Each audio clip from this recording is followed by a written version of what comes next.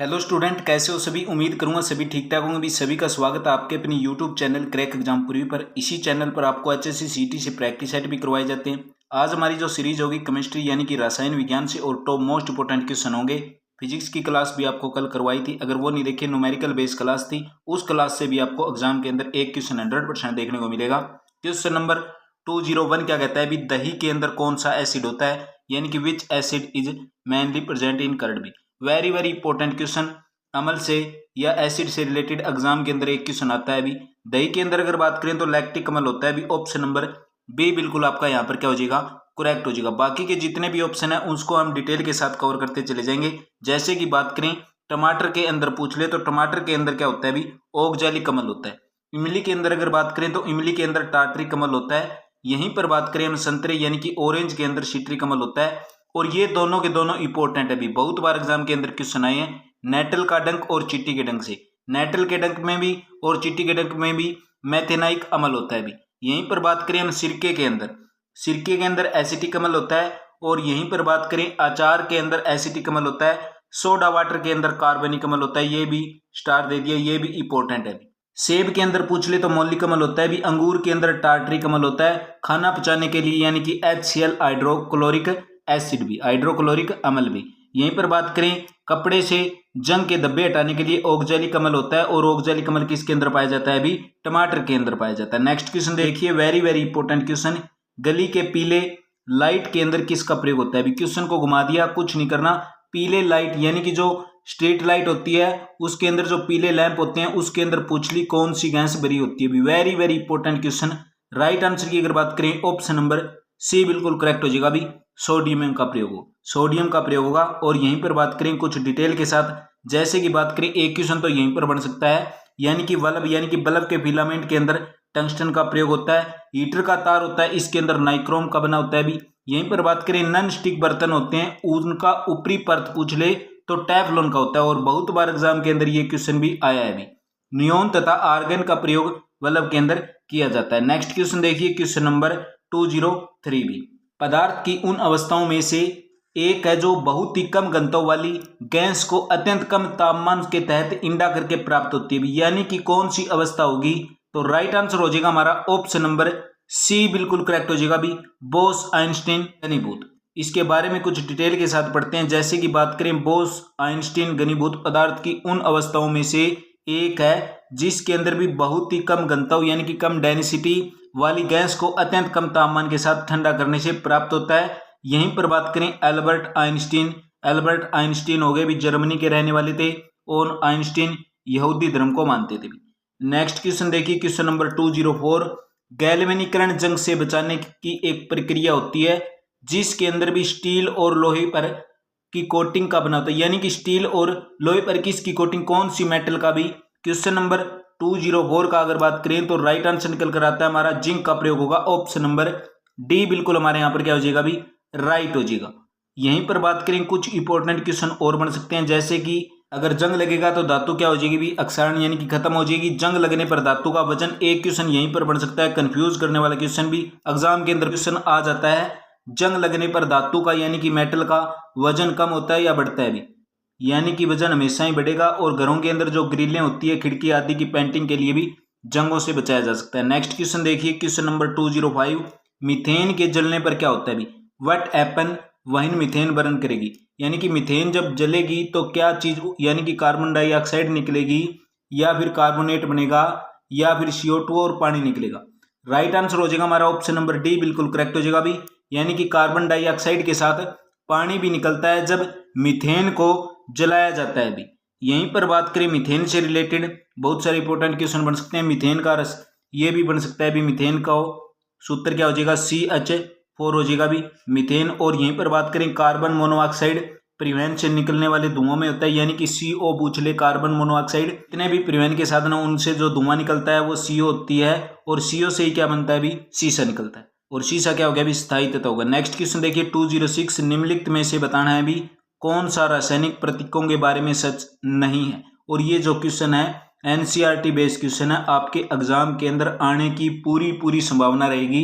निम्नलिखित में से बताना है भी कौन सा रासायनिक प्रतीकों के बारे में एक कथन सही नहीं है। तो ऑप्शन नंबर सी बिल्कुल राइट हो जाएगा, यानी कि जेम्स चैडविक और जे थॉमसन के द्वारा प्रस्तावित नहीं किए गए थे। ओनली जे थॉमसन और जेम्स चैडविक के द्वारा तो इलेक्ट्रॉन और न्यूट्रॉन की खोज की गई थी, यानी कि इलेक्ट्रॉन की खोज किसने की थी? जे थॉमसन के द्वारा। और यहीं पर बात करें न्यूट्रॉन की खोज किसने की थी? जेम्स चैडविक के द्वारा। नेक्स्ट क्वेश्चन देखिए भी, question number 207, very very important question. निम्नलिखित में से बताना है भी किस परमाणु का व्यास सबसे बड़ा है? Which of the following atom has the largest diameter? Diameter पूछ लिया, सबसे बड़ा भी किसका हो जाएगा? राइट आंसर हो जाएगा हमारा ऑप्शन नंबर ए बिल्कुल करेक्ट हो जाएगा भी आयोडीन का। आयोडीन से जितने भी रिलेटेड आज तक एग्जाम के अंदर क्वेश्चन आए उनके ऊपर एक बार नजर डालते हैं। वेरी वेरी इंपॉर्टेंट भी, आयोडीन की कमी से क्या हो जाता है भी? गाइटर यानी कि घेंगा नामक रोग हो सकता है। और घेंगा रोग होता है, थायराइड ग्रंथि होती है, उसका आकार होता है वो बढ़ा देता है भी। और यहीं पर बात करें भी, सबसे ज्यादा जो आयोडीन की कमी से रोगी होते हैं वो पहाड़ी और पर्वतीय क्षेत्रों में सबसे ज्यादा होता है भी।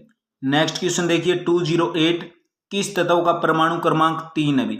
Which element has atomic number 3 पूछ लिया, किसका होगा? राइट आंसर हो जाएगा ऑप्शन नंबर बी। सबसे पहले होता है भी पीरियोडिक टेबल के अंदर हाइड्रोजन होती है 1 के ऊपर, उसके बाद में आती है हीलियम। हीलियम होती है वो गैस होती है सबसे हल्की गैस होती है जो वायुयान के टायरों के अंदर भरी जाती है। हीलियम आती है 2 पर। लिथियम कितने पर आएगी? 3 पर आएगी। उसके बाद बेरिलियम कितने पर? 4 पर। बोरोन कितने पर आ जाएगा? 5 पर आ जाएगा। और यहीं पर बात करें सोडियम की, सोडियम का एटॉमिक नंबर कितना होता है? 11 यानी कि 11 भी। यहीं पर बात करते हैं भी लिथियम का परमाणु क्रमांक यानी कि एटॉमिक नंबर हो गया 3। लिथियम सबसे क्या हो गया भी? हल्का तत्व होगा। और लिथियम की बात करें, एक क्वेश्चन और बन सकता है एग्जाम के अंदर, सबसे भारी धातु पूछ ली जाती है एग्जाम के अंदर। सबसे भारी धातु कौन सी हो जाएगी भी? ओस्मियम सबसे भारी हो जाएगी। और यहीं पर सबसे कठोर पूछ ले तो हो जाएगा भी प्लेटिनम। और यहीं पर बात करें धातुओं के अंदर सबसे अधिक आघातवर्त्या पूछ ले कौन सी होगी? सोना और चांदी भी। नेक्स्ट क्वेश्चन देखिए 209 क्या कहता है?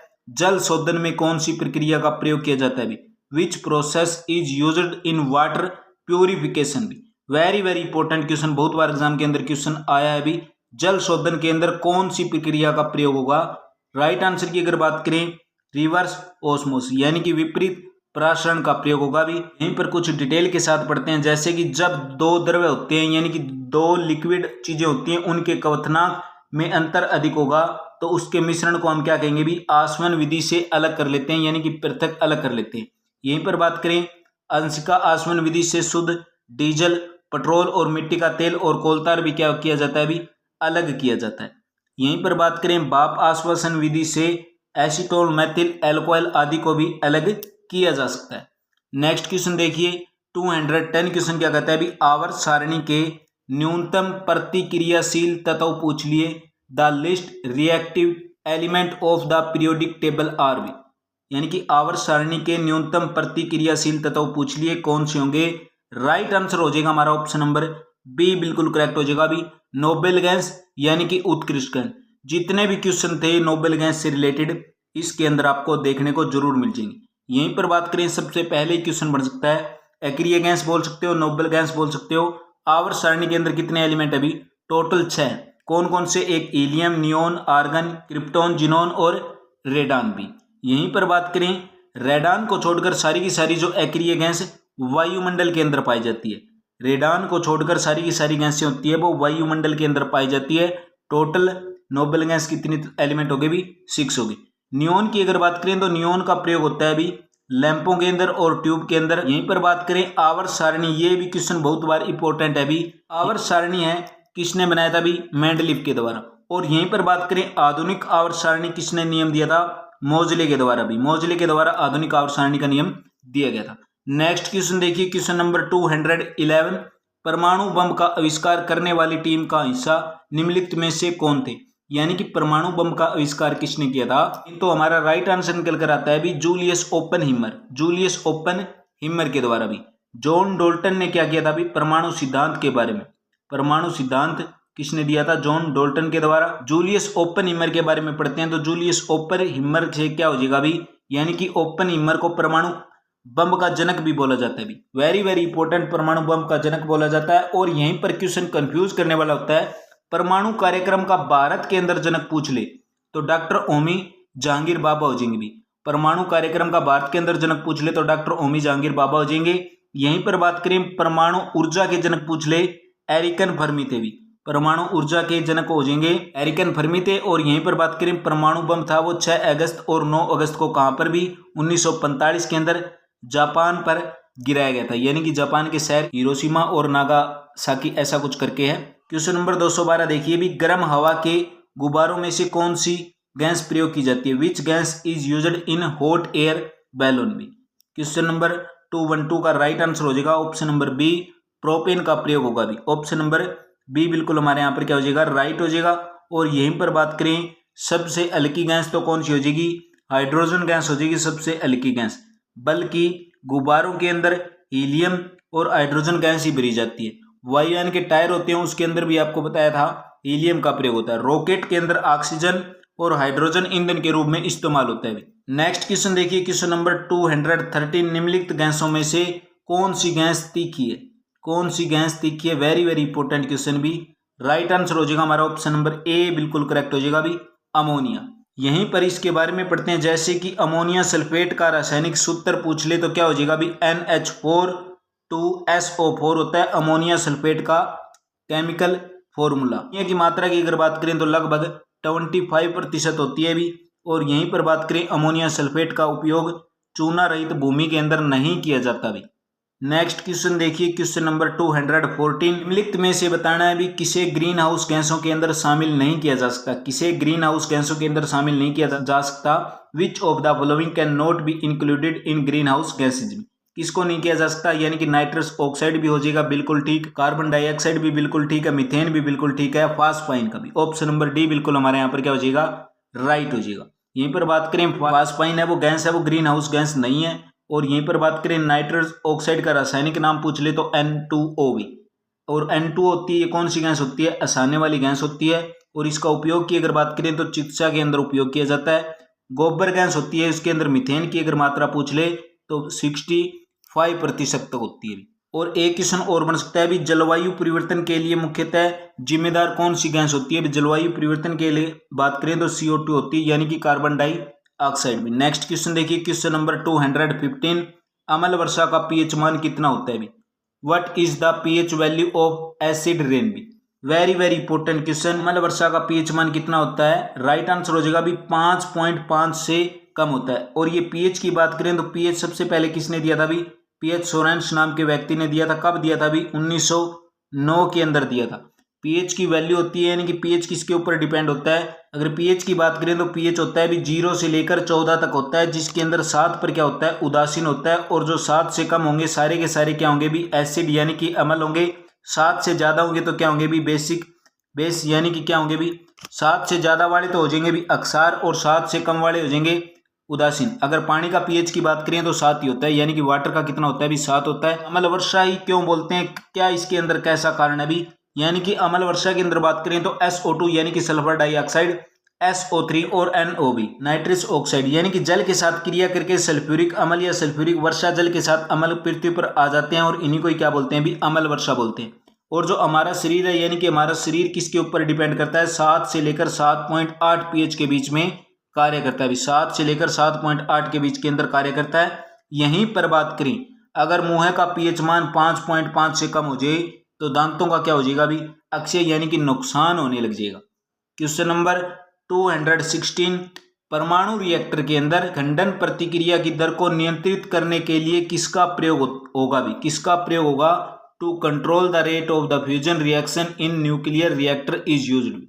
राइट आंसर हो जाएगा हमारा ऑप्शन नंबर डी बिल्कुल हमारा करेक्ट हो जाएगा भी, कैडमियम का। और यहीं पर बात करें रिएक्टर के अंदर ईंधन के रूप में पूछ ले, ये भी इंपॉर्टेंट है भी, दोनों के दोनों इंपॉर्टेंट है, U235 और U239 भी।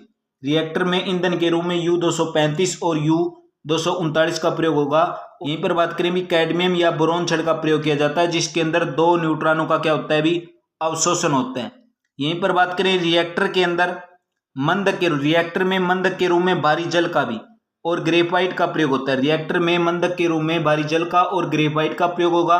और यहीं पर बात करें मंदक न्यूट्रॉन की गति को क्या कर देता है भी, स्लो कर देता है, यानी कि धीमा कर देता है। यहीं पर बात करें भी परमाणु बम और रिएक्टर के बारे में, परमाणु बम होता है वो क्या करता है भी, अनियंत्रित श्रृंखला अभिक्रिया है। और यहीं पर बात करें रिएक्टर क्या हो जाएगी भी, नियंत्रित श्रृंखला अभिक्रिया हो जाएगी। तो आज की क्लास कैसी लगी कमेंट करके जरूर बताओ, और आपसे यही उम्मीद है क्लास को प्लीज ज्यादा से ज्यादा शेयर करें। आपका एक लाइक एक शेयर हर बार नेक्स्ट वीडियो के लिए मोटिवेशन देता है। इसकी PDF टेलीग्राम पर मिल जाएगी, जिसका लिंक वीडियो डिस्क्रिप्शन बॉक्स के अंदर है।